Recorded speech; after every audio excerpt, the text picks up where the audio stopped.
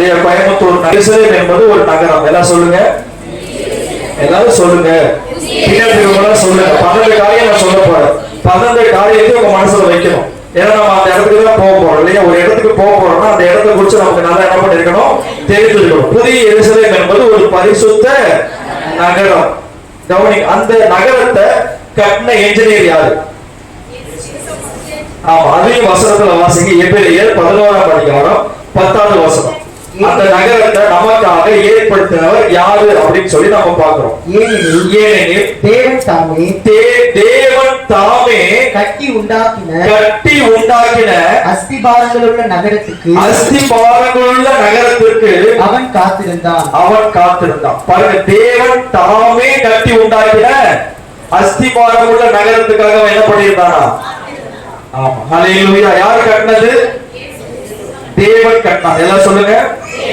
அந்த எருசலேமை யார் கட்டினது? புதிய எருசலேமை யார் கட்டினது? யாருக்காக கட்டினாரு?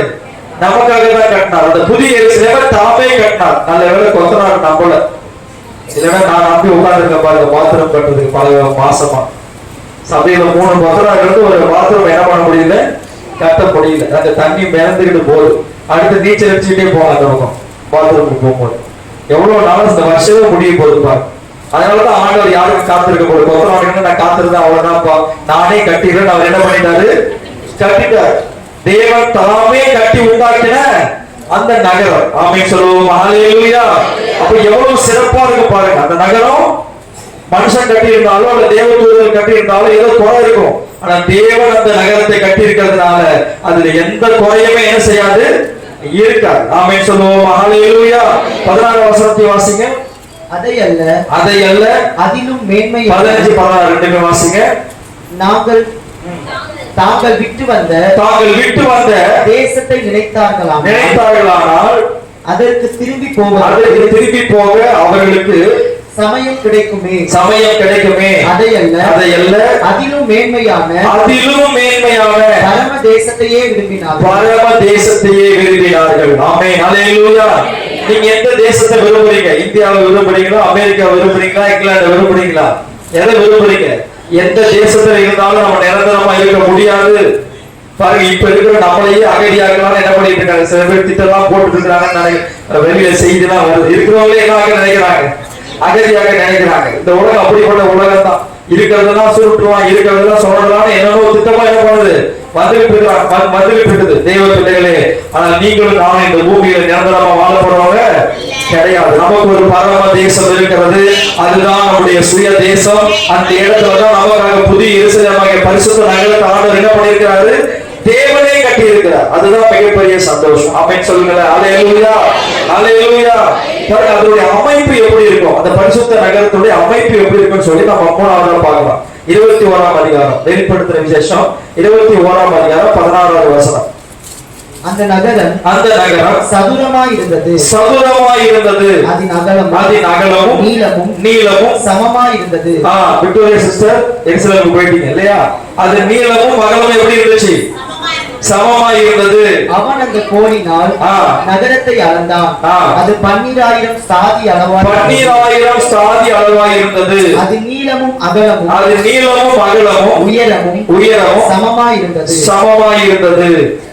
அமைப்பு, புதிய எருசலேமுடைய அமைப்பு சதுரமா இருந்துச்சா? எப்படி இருந்துச்சா? இப்ப இந்த சபையுடைய அமைப்பு எப்படி இருக்குது?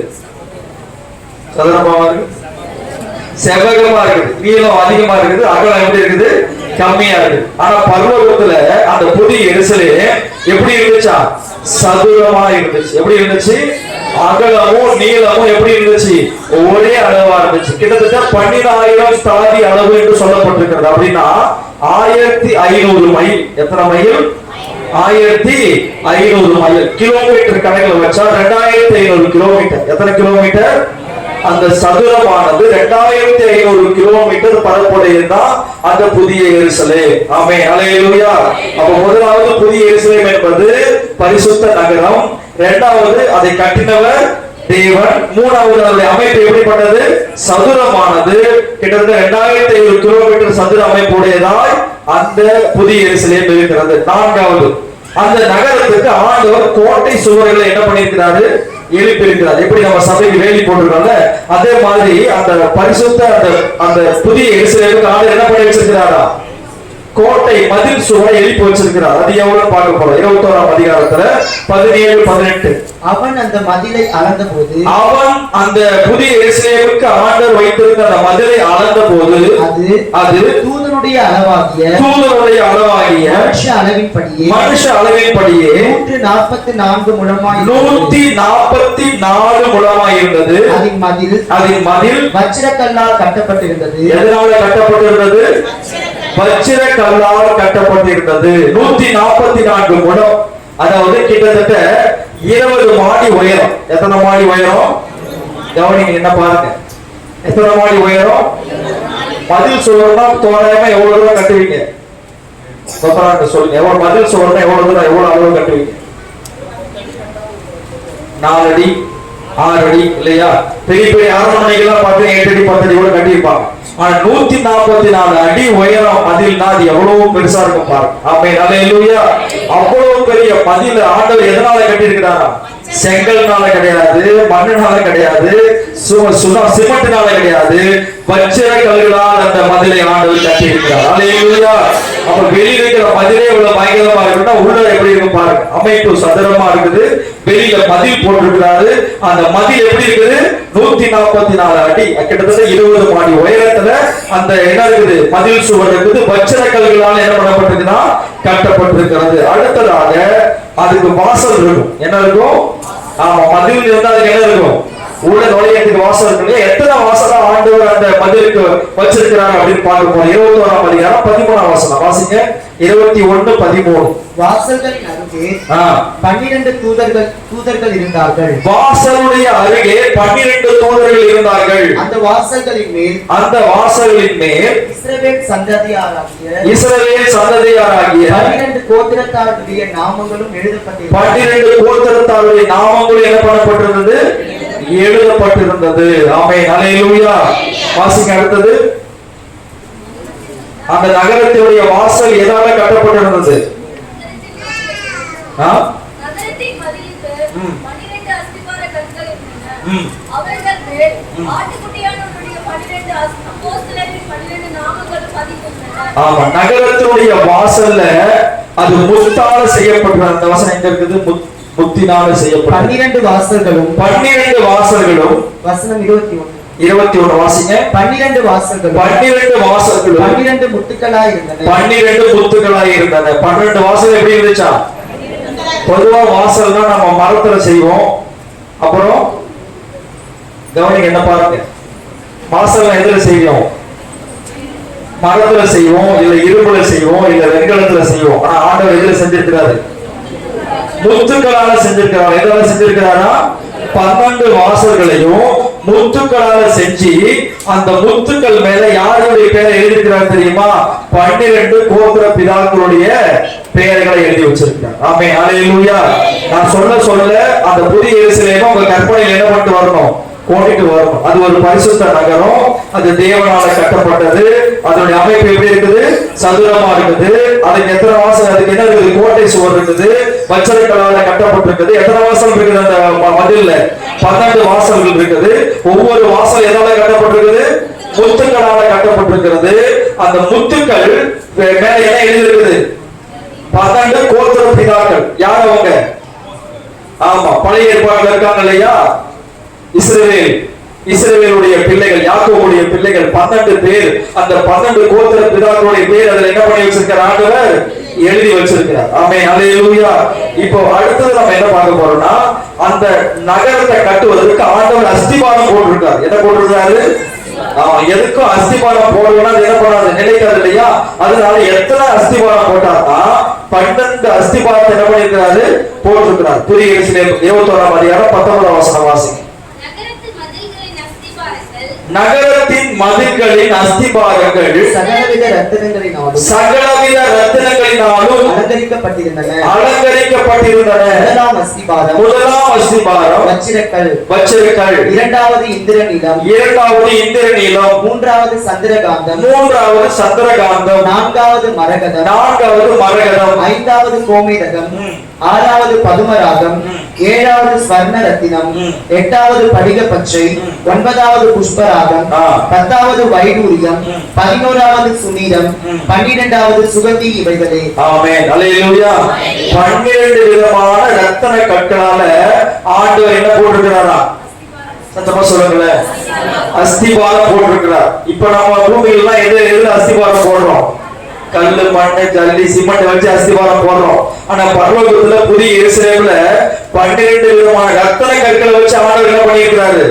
அஸ்திபாரம் போட்டிருக்கிறார். அந்த நகரத்துக்கு தான் நம்ம போக போறோம். எத்தனை பேர் சந்தோஷமா இருக்கிறீங்க? அல்லேலூயா. அதுல ஆண்டவர் சொல்லி இருக்கிற அந்த கல்லுல எத்தனை பேர் அந்த கல்லெல்லாம் முழுசா பார்த்திருப்போமோ நம்ம வாழ்நாள்ல நமக்கு தெரியல இல்லையா? அந்த கல்லெல்லாம் நம்ம போன தங்கத்தை தவிர வேற எதுவும் நம்ம பார்த்தது இல்லை. அதிகமா முத்துவை கூட பார்த்திருக்கீங்கன்னா பேர் வச்ச முத்துவை தான் பார்த்திருக்கேன். ஆனா உண்மையான முத்துவை நிறைய பேர் என்ன பண்ணுவாங்க, அந்த டிவியில ஏதாவது யூடியூப்ல நீங்க பார்த்திருக்கலாம். இந்த கல்லுடைய பேர்லாம் முடிஞ்ச நீங்க யூடியூப்ல போட்டு பாருங்க. ஒருவேளை வந்தாலும் வரல, யாராவது கண்டுபிடிச்சி பூமியில அந்த கற்கள் எல்லாம் இருக்குது பாருங்க. பரலோகத்துல ஆண்டவர் இந்த கற்களை எல்லாம் எடுத்து என்ன பண்ணி வச்சிருக்கிறாரு? 12 விதமான ரத்தின கற்களால புதிய எருசலேமாய் ஆண்டவர் என்ன பண்ணிருக்கிறாரு? அஸ்திபாரம் போட்டிருக்கிறார். அந்த அஸ்திபாரத்துல யாருடைய பேரை எழுதி வச்சிருக்காரு தெரியுமா? கீழே வாசிங்க, 14வது வசனம். நகரத்தின் மதிலுக்கு 12 அஸ்திபார கற்கள் இருந்தன. அவைகள் மேல் ஆட்டுக்குட்டியானவருடைய 12 அப்போஸ்தலருடைய 12 நாமங்கள் பதிந்திருந்தன. ஆமென் சொல்லுவோமா? ஹல்லேலூயா. என்னை பின்பற்றி வா என்று ஆண்டவர் அழைத்த போது எல்லாவற்றையும் விட்டு இயேசுவை பின்பற்றினார்களே அந்த 12 பேர். அவங்க 12 பேருடைய பேரையும் ஆண்டவர் அந்த அஸ்திபார கற்கள்ல எழுதி வச்சிருக்கிறார். கரங்களை தட்டி ஆண்டவர் மையப்படுத்துவோமா? அல்லேலூயா. பாத்தீங்களா? இயேசுவுக்காக எல்லாத்தையும் விட்டுட்டு வந்தா எவ்வளவு பெரிய ஆசீர்வாதம் பாருங்க. ஆனா நமக்கு விடுறதுக்கு என்ன வர மாட்டேது இல்லையா? பேதுரு அழைச்ச போது படகையும் அவங்க அப்பாவையும் விட்டுட்டு அப்படியே ஆண்டவர் என்ன பண்ணிட்டாரு? வந்துட்டாரு. மத்தேயு அழைக்கும் போது அப்படியே அந்த வரிகளை செய்யறதை விட்டுட்டு அப்படியே என்ன பண்ண, டாக்ஸ் கலெக்டர் விட்டுட்டு ஆண்டவர் முன்னாடி வந்தார். வேலையை விட்டுட்டு எல்லாரும் விட்டுட்டு வந்ததுனால ஆண்டவர் இன்னைக்கு பரலோகத்துல புதிய எருசலேமுடைய அஸ்திபாரத்தை அந்த 12 பேருடைய நாமங்கள் என்ன பண்ணி வச்சிருக்கிறாரு? எழுதி வச்சிருக்காரு. எத்தனை பேர் சந்தோஷப்படுறீங்க? அல்லேலூயா. நீங்க இயேசுவுக்காக எதை இழக்கிறீங்களோ, இயேசுவுக்காக நீங்க எதை தியாகமா பண்றீங்களோ அதையெல்லாம் ஆண்டவர் நினைவு கூர்ந்து அதற்கு ஏற்ற ஆசீர்வாதத்தை உங்களுக்கு தருவதற்கு வல்லவராக இருக்கிறார். அல்லேலூயா.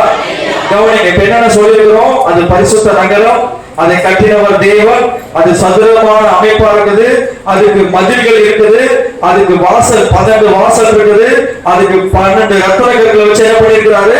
அஸ்திபாரங்களை போட்டிருக்கிறார். 6 காரியங்கள் நம்ம பார்த்திருக்கிறோம். 7வது அதனுடைய வீதிகள் எப்படி இருக்கும்? வீதிகள் எப்படி இருக்கும் சொல்லி 21 வாசி. நகரத்தின் வீதி, நகரத்தினுடைய வீதி தெளிவுள்ள பளிங்கு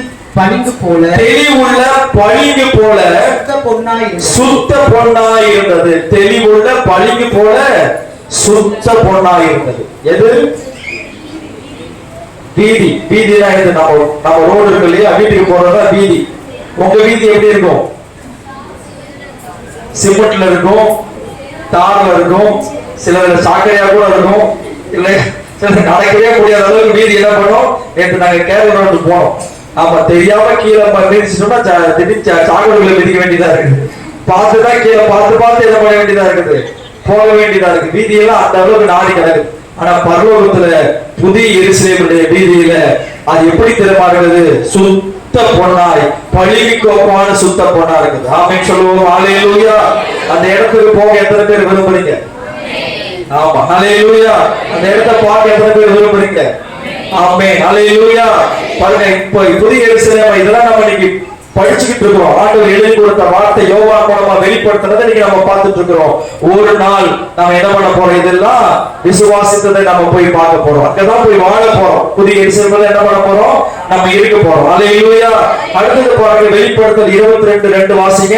நகரத்தின் வீதியின் மத்தியிலும் நதியின் இரு கரைகளிலும் 12 விதமான கனிகளை தரும் ஜீவ விருட்சம் இருந்தது.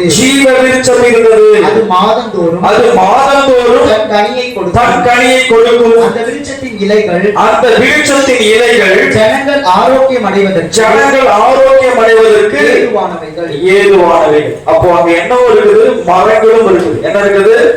மரங்கள். எங்க மரம் இருக்குது? நகரத்தினுடைய வீதியினுடைய மையத்துல இருக்குது. எங்க இருக்குது? ரோடுக்கு நடுவுல. இப்பெல்லாம் நம்ம போய் சுத்தி சுத்தி போறோம், நடுவு ரவுண்டான மாதிரி அங்க ஆடு என்ன வச்சிருக்கிறாரு?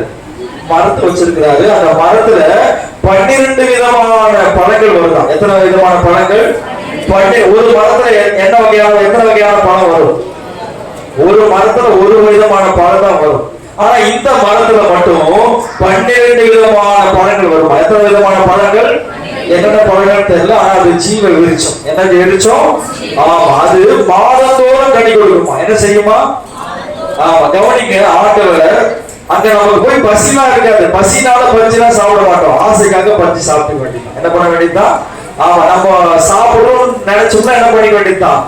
ஆமா, மாதந்தோறும் அது என்ன செய்யுமா?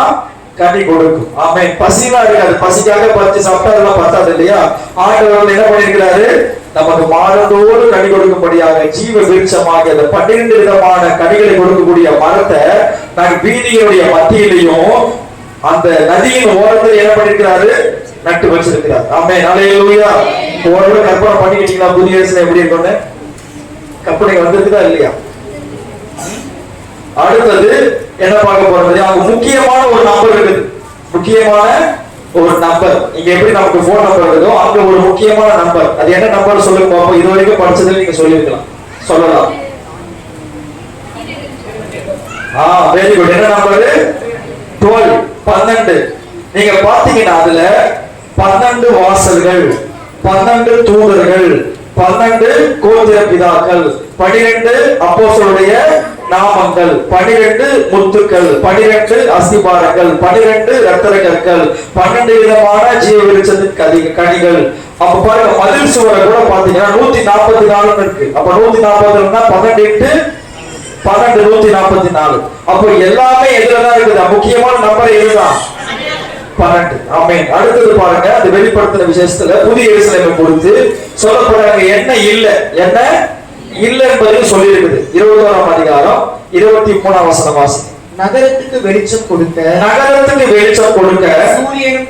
சூரியனும் சந்திரனும் அதற்கு வேண்டுவதில்லை. தேவனுடைய மகிமையே அது என்ன சொல்றது? அதை பிரகாசிப்பித்தது. ஆட்டுக்குட்டியானவரே அதற்கு விளக்கு. ரட்சிக்கப்படுகிற ஜனங்கள் அதன் வெளிச்சத்திலே நடப்பார்கள். பூமியின் ராஜாக்கள் தங்கள் மகிமையையும் கனத்தையும் அதற்குள்ளே கொண்டு வருவார்கள். அதற்குள்ளே என்ன பண்ணுவாங்களா? கொண்டு வருவார்கள். அங்க என்ன இல்ல? சூரியன் இல்ல. அங்க என்ன இல்ல? சந்திரன். ஐயோ, பயங்கரமா வெயில் அடிக்குமே, எப்படி சூரிய தாக்குறது அப்படின்னு என்ன இல்ல? கவலையே இல்ல. ராத்திரி நேரத்துக்கு வெளிச்சம் கொடுக்க நிலா வேணுமே, தேவையே இல்ல. அந்த சூரியனும் இல்ல, சந்திரனும் இல்ல, அந்த காவல் நிலையமே இல்ல. என்ன இல்ல?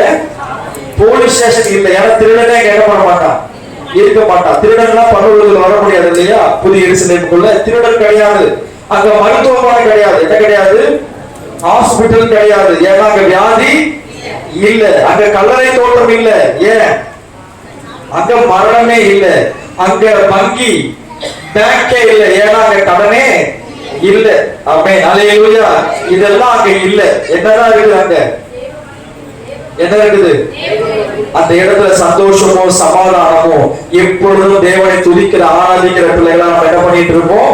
வாழ்ந்து கொண்டிருப்போம். ஹல்லேலூயா. பாருங்க, அடுத்ததாக 11வது காரியம் அதனுடைய தோற்றத்தை குறித்து பார்க்க போறோம். தோற்றம் எப்படிப்பட்டதா இருக்கும்? 2ஆம் வசனம் வாசிங்க. அது தன் புருஷனுக்காக அலங்கரிக்கப்பட்ட மணவாட்டியை போல ஆயத்தமாக்கப்பட்டிருந்தது. ஆமென், ஹல்லேலூயா. எதை போல அலங்கரிக்கப்பட்டிருந்தது? புருஷனுக்காக அலங்கரிக்கப்பட்ட மணவாட்டியை போல. எத்தனை பேர் கல்யாணம் பண்ற போல பார்த்திருக்கீங்க? கல்யாணம் பண்ற நேரத்துல பார்த்தது இல்லையா? யாரும் எப்படி இருப்பாங்க? நல்ல அலங்காரம் பண்ணி இல்லையா? நல்ல அழகா என்ன பண்ணுவாங்க? தன் மணவாளனுக்காக காத்திருப்பாங்க. அதே போலதான் அந்த புதிய எருசலேம் எப்படி இருக்குன்னா மணவாளனுக்காக ஆயுதமாக்கப்பட்ட மணவாட்டியை போல அந்த புதிய எருசலேம் இருக்கிறது. பாருங்க 11 வசனம் வாசிங்க. அதின் பிரகாசம் மிகவும் விலை உயர்ந்த ரத்தின கல்லை போல பனிப்பொழியுள்ள வச்சிரக்கல்லை போலவும் இருந்தது. பாருங்க, அது ஒளியூட்டக்கூடியதாய் பிரகாசமான ஒரு இடமா என்ன பண்ணுது இருக்குது. அதுதான் அதனுடைய தோற்றம். பயங்கரமான வெளிச்சம். அது முழுவதும் நீங்க பாத்தீங்கன்னா வசீகரிக்கக்கூடியதா இருக்கிறது. எப்படி இருக்குது? சத்தமா சொல்லுங்களேன். வசீகரிக்கக்கூடியதா இருக்குது. ஆமா, கல்யாணம் பண்ணும் போது அந்த மணவாளர் வந்து முகத்தை பாக்குறாரு. அடுத்த நாள் பார்த்தா நீயாவே தெரியுது அப்படின்னு சொல்ற அளவுக்கு அவங்க முகம் என்ன பண்ணணும், மாறி போயிடும். ஏன்னா அந்த நேரத்துலதான் அவங்க எப்படி இருப்பாங்க, ரொம்ப அழகா நல்ல மேக்கப் பண்ணிட்டு நல்லா சூப்பரா இருப்பாங்க. அப்ப ஹல்லேலூயா. கொஞ்ச நாள்லயே அவங்க அழகெல்லாம் அப்படியே மாறி போயிடும். ஆனா கர்த்தருடைய பிள்ளைகள் அந்த புதிய எருசலேம் எப்படி இருக்குன்னா மணவாளனுக்காக ஆயத்தமாக்கப்பட்ட மணவாட்டியை போல இருக்குது. 11 காரியம் பார்த்தாச்சு. என்னென்ன பார்த்திருக்கோம்? அது வந்து எருசலேம், புதிய எருசலேம் என்பது சத்தமா எல்லாரும் சொல்லுங்க, அது யார் கட்டினது? அதனுடைய அமைப்பு எப்படிப்பட்டது? சதுரமானது. எத்தனை மைல், எத்தனை கிலோமீட்டர்? 1500 கிலோமீட்டர், இல்லைன்னா 2500 கிலோமீட்டர். சரி, 1500 மைல், 2500 கிலோமீட்டர். சரியா? அதனுடைய கோட்டை மதில் சுவர் எவ்வளவு போல இருக்குது? 144 போல. எத்தனை வாசல்? அந்த வாசல்ல யாருடைய நாமம் எழுதப்பட்டிருக்குது? 12 கோத்திரத்தினர்கள். இந்த வாசல் எதனால கட்டப்பட்டிருக்குது? முத்துக்களால கட்டப்பட்டிருக்குது. மதில் சுவர் எதனால கட்டப்பட்டிருக்குது? வச்சிர கல்லால கட்டப்பட்டிருக்குது. எத்தனை அஸ்திபாரங்கள்? அந்த 12 அஸ்திபாரங்கள்ல யாருடைய பேர்ல எழுதப்பட்டிருக்குது? அப்போஸ்தலருடைய நாமங்கள். அதனுடைய வீதிகள்லாம் எப்படி இருக்குது? பளிங்குகோப்பான சுத்த பொன். அங்க என்னென்ன மரங்கள் இருக்குது? ஜீவ விருட்சத்தினுடைய மரம். ஒரே மரம் தான், 12 விதமான கனிகளை கொடுக்கக்கூடிய மரம் இருக்குது இல்லையா? அடுத்தது அந்த முக்கியமான எண்ணெய் என்னது? 12. சரி, அங்க என்னெல்லாம் இல்ல? சூரியன் இல்ல, சந்திரன் இல்ல, ஹாஸ்பிட்டல் இல்ல, காவல் நிலையம் இல்ல, கலர தோட்டம் இல்ல, வண்டி தொல்லை இல்ல, எதுவுமே. மற்ற 4 வருஷம் 21 படிக்கலாம். 21 படிச்சா உங்களுக்கு புரியும். அவர்களுடைய கண்ணீர் யாவையும் தேவன் துடைப்பார். இனி மரணமும் இல்லை. என்ன இல்லை? மரணமும் இல்லை, துக்கமும் இல்லை, அழுதலும் இல்லை, வருத்தமும் இல்லை. முந்தினவைகள் ஒழிந்து போயின என்று விளம்பினது. ஆமா, இதெல்லாம் இல்ல. அங்கே அந்த தோற்றம் எப்படி இருக்குது? வசீகரிக்கக்கூடியதாய் பிரகாசம் உள்ளதாய் இருக்கிறது. இப்ப கடைசியா ஒரு கேள்வி. இந்த நகரத்துக்குள்ள யார் பிரவேசிப்பார்கள்? இந்த நகரத்துக்குள்ள, இந்த புதிய எருசலேமுக்குள்ள யார் பிரவேசிப்பார்கள் அப்படின்னு ஒரு கேள்வி வருமா, வராதா? அதுக்கும் ஆண்டவரே பதில் கொடுத்திருக்கிறார். எல்லாருமே அந்த நகரத்துக்குள்ள பிரவேசிக்க முடியாது. நான் சபையில் இத்தனை வருஷமா வந்துட்டு இருக்கிறேன், நான் பைபிள் இத்தனை வருஷமா படிச்சுட்டு இருக்கிறேன், நான் காணிக்கை இத்தனை வருஷமா கொடுத்துட்டு இருக்கிறேன், நான் ஆண்டவருக்காக ஊழியம் இத்தனை வருஷமா செஞ்சுக்கிட்டு இருக்கிறேன் அப்படின்னு சொல்லி ஆண்டவர் அந்த புதிய எருசலேமுக்குள்ள என்ன பண்ண மாட்டாரு, விட்டுற மாட்டார். ஆண்டவர் வச்சிருக்கிற ஒரே ஒரு குவாலிபிகேஷன் என்ன தெரியுங்களா? 22:14. ஜீவ விருட்சத்தின் மேல் அதிகாரம் உள்ளவர்கள் ஆவதற்கும், ஜீவ விருட்சத்தின் மேல் அதிகாரம் உள்ளவர்கள் ஆவதற்கும், வாசல்கள் வழியாய் நகரத்துக்குள் பிரவேசிப்பதற்கும், அவருடைய கற்பனைகளின்படி செய்கிறவர்கள் பாக்கியவான்கள். ஆமென், அல்லேலூயா. அப்போ உள்ள நகரத்துக்குள்ள நுழைய என்ன செய்யணும்? கற்பனைகளின்படி செய்யணும். என்ன செய்யணும்? சத்தமா சொல்லுங்களேன். கற்பனைகளின்படி செய்யணும். கற்பனைகளின்படி நீங்க வாழ்றீங்களா? ஆண்டவர் கொடுத்திருக்கிற கற்பனைகளின்படி நீங்க வாழ்ந்துட்டு இருக்கீங்களா? புதிய எருசலேமுக்குள்ள நம்ம நுழையணும்னா அவருடைய கற்பனைகளின்படி நம்ம என்ன பண்ணணும்? ஞானஸ்நானம் எடுப்பது என்பது அவருடைய கற்பனைகளில் ஒன்று. பரிசுத்த ஆவியின் அபிஷேகத்தை பெற வேண்டும் என்பது அவருடைய கற்பனைகளில் ஒன்று. நம்ம காணிக்கை கொடுக்கிறது அவருடைய கற்பனைகளில் ஒன்று. ஆலயத்துக்கு வருவது அவருடைய கற்பனைகளில் ஒன்று. கவனிங்க, அதிலும் முக்கியமா சில காரியங்கள் சொல்லியிருக்கிறார். உன் தேவனாகிய கர்த்தரை உன் முழு இதயத்தோடும், முழு ஆத்மாவோடும், முழு பலத்தோடு, முழு சிந்தையோடு என்ன செய்வாயாக? அன்பு கூறுவாயாக. இரண்டாவது என்ன சொல்லியிருக்கிறார்? உன்னிடத்துக்கு அன்பு கூறுவது போல பிறரிடத்திலும் அன்பு கூறுவாயாக. பாருங்க, இன்னும் சில கற்பனைகள் நான் வேகமா சொல்லிட்டு போறேன். வார்த்தையால பிறரை கொலை செய்யக்கூடாது. வார்த்தையால என்ன பண்ணக்கூடாது? மற்றவர்களை கொலை பண்ணக்கூடாது. அடுத்தது பார்வையால விபச்சாரம் பண்ணக்கூடாது. இதெல்லாம் ஆண்டவர் தம்முடைய மலை பிரசங்கத்துல சொல்லி இருக்கிறார். பார்வையால என்ன பண்ணக்கூடாது? விபச்சாரம் பார்வையாலேயே விபச்சாரம் பண்ணக்கூடாதுன்னா மத்த நீங்க யோசித்தீங்க. பெற்றோர்களையும் மற்றவர்களையும் நம்ம என்ன பண்ணணும்? கனம் பண்ணணும். அடுத்தது விளையாட்டுக்கு கூட போய் சொல்லக்கூடாது. பிறருடைய பொருளை இச்சிக்கவோ பொறாமைப்படவோ கூடாது. வெறுப்பு, யாரு மீதையும் வெறுப்பு, கசப்பு, கோபம், எரிச்சல் இல்லாம நம்ம வாழணும். பிறர் மீது பழி போடுகிற காரியங்களை நம்ம என்ன பண்ணக்கூடாது? செய்யக்கூடாது. தன்னை நியாயப்படுத்துகிற வாழ்க்கை என்ன பண்ணக்கூடாது? வாழக்கூடாது. கவனிங்க, இதெல்லாம் இப்படி வாழ்ந்தாதான் நம்ம எங்க போக முடியும்? பரலோகத்துக்குள்ள போக முடியும். அப்படி யோசிக்கும் போது எத்தனை பேர் நம்ம போவோம்? இது மனுஷனால் கூடாதுதான், ஆனால் தேவனால எல்லாம் கூடும். அல்லேலூயா. நீங்க ஆண்டவர்கிட்ட உதவி கேட்கணும். இதை செய்ய சொல்ல யாரு?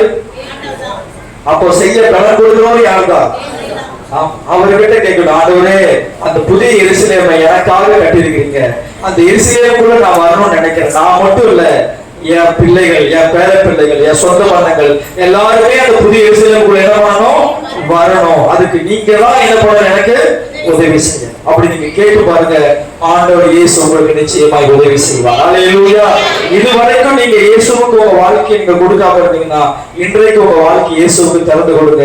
உங்களுக்குள்ள இருக்கிற இயேசுதான் இந்த மாதிரி உங்களை வாழ்றதுக்கு உதவி செய்வார். நீங்க யோசித்து பாருங்க, இந்த காரியங்கள், அநேக காரியங்கள் உங்க வாழ்க்கையில் நிறைய மாற்றங்கள் என்ன பண்ணிக்கிட்டே இருக்குது, வந்துகிட்டே இருக்கு. சில குறைகள் இருக்கிறது உண்மைதான், ஆனா உங்களை கர்த்தர் பரிபூரணத்துக்கு நேரம் என்ன பண்ணிக்கிட்டே இருக்கிறாரு? நடத்தி கொண்டே இருக்கிறார். பூரணத்துக்கு நேரம் நடத்தி கொண்டே இருக்கிறார்.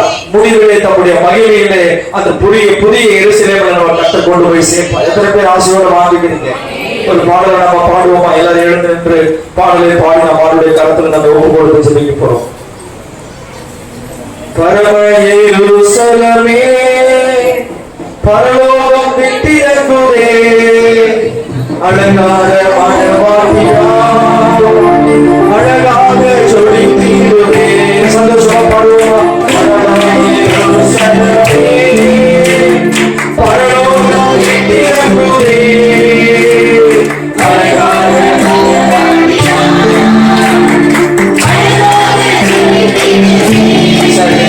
இந்த பிரசங்கத்தை கேட்டபோது உங்களுக்கு பயம் வந்துச்சா? சந்தோஷம் வந்துச்சா?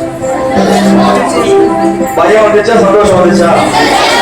பயமும் வந்திருக்கணும், சந்தோஷமும் வந்திருக்கணும். அல்லேலூயா. பயந்துகிட்டே மட்டும் என்ன பண்ணக்கூடாது? இருந்துடக்கூடாது. சந்தோஷப்பட்டுக்கிட்டே பயப்படாம என்ன பண்ணக்கூடாது? இருந்திருக்கும். அந்த பயம் எப்பொழுதும் ஆண்டவர் எனக்குள்ள இருக்கிற இயேசப்பா தான் என்ன அந்த புதிய எருசலேமுக்கு என்ன பண்ண போறாரு? கொண்டு போக, உங்களை ரட்சித்து கொண்டு வந்து ஒரு பாதையில கைவிட்டுவாரா? கிடையாது. வசனம் சொல்லுது இல்லையா, அந்த இடத்துல கொள்வாதபடி உங்களை காக்கவும் நம்முடைய மகிமையுள்ள சன்னிதானத்திலே உங்களை கொண்டு போய் மாசற்றவராய் நிறுத்தவும் வல்லமை உள்ள அவர் தாமே உங்களை கொண்டு போய் அந்த புதிய எருசலேமுக்கு என்ன பண்ண போறாரு? நிறுத்தவும். எத்தனை பேர் சந்தோஷப்படுறீங்க? ஏசப்பா எனக்காக கட்டி உண்டாக்கின அந்த பரம எருசலேமுக்கு ஆண்டவரை கொண்டு போக போகிறார். அந்த எருசலேம் எப்படி கட்டப்பட்டிருக்கிறது, அதனுடைய அமைப்பு எப்படி இருக்கிறது, என்னை நேசிக்கிறேன் ஆண்டவர் எனக்காக ஆயத்தம் பண்ணி வைத்திருக்கிற அந்த பரம எருசலேமை குறித்து, அந்த புதிய எருசலேமை குறித்து இன்றைக்கு நான் தியானித்திருக்கிறேன். நான் மட்டும் அல்ல, என் குடும்பத்தில் இருக்கிற ஒவ்வொருவரும் அந்த புதிய எருசலேமுக்குள்ள வரணும். சந்தோஷமா பாடுவோம். பரம எருசலேமே பரலோகம் விட்டிறங்குதே, அழகாக மணவாட்டியா அழகாக சொல்லி தீருதே. சந்தோஷமா கேட்டு பாடுவோம்.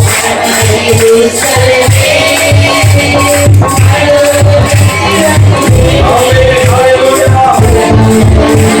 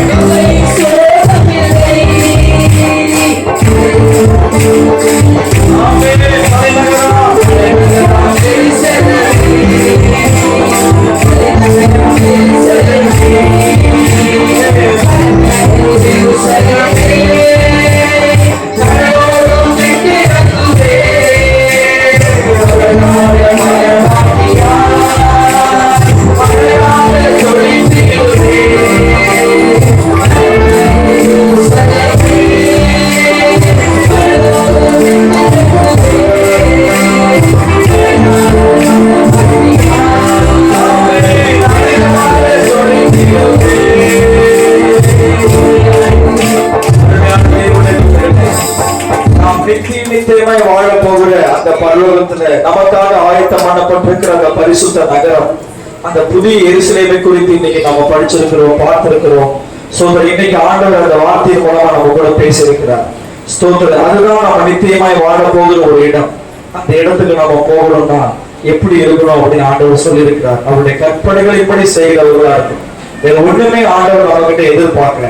இன்னைக்கு எத்தனை பேர் ஆண்டவர்கிட்ட ஒப்பு கொடுப்பீங்க? ஆண்டவரே, உங்களுடைய கற்பனைகளின்படி நான் வாழ்வா ஆண்டவரே, உங்களுடைய வசனத்தின்படி நான் வாழ்வா ஆண்டவரே, என்னை ஒப்பு கொடுக்கிறப்பா. எப்படியாவது நானும் என் குடும்பமும் என் வீட்டார் அனைவரும் நீங்க எனக்காக ஆயத்தம் பண்ணி வைத்திருக்கிற அவ்வளவு அழகான, நம்முடைய கற்பனைக்கு கூட எட்ட முடியாத அளவுக்கு அழகான அந்த புதிய எருசலேம்ல நாம் எல்லாரும் நித்தியமா போய் வாழ போறோம்.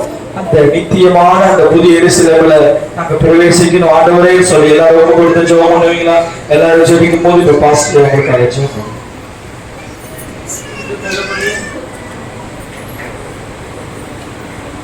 உடாங்குடி சோத்திரப்பா. அதை குறித்த உள்ள வார்த்தைகளுக்காக கூடி சோசிரம் பரலோக தகப்பனே, யாரெல்லாம் போக முடியும், யாரெல்லாம் போக முடியாதுங்கிறத நாங்க பார்த்த ஆண்டவரே, ஆட்டுக்குட்டியாகவே எனக்கு விளங்கு ரட்சிக்கப்படுகிறவர்கள் அந்த வெளிச்சத்திலே நடப்பாங்க.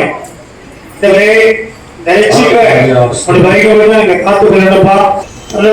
என்னைக்கு நீங்க சரியா பேசிருக்கீங்க.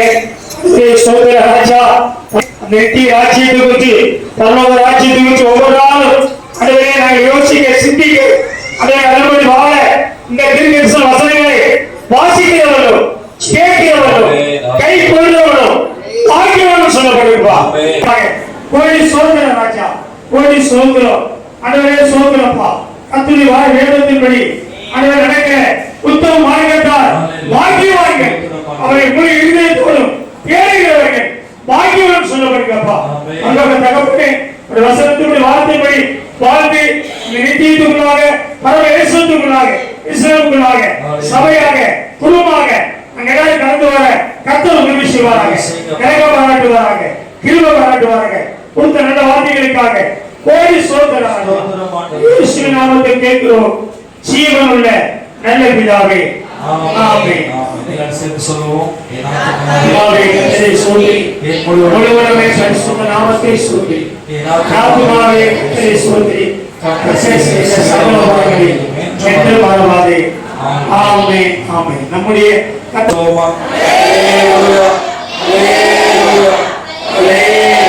மாரநாதா, ஆமென். கர்த்தராகிய இயேசுவே, சீக்கிரமாய் வாரும்.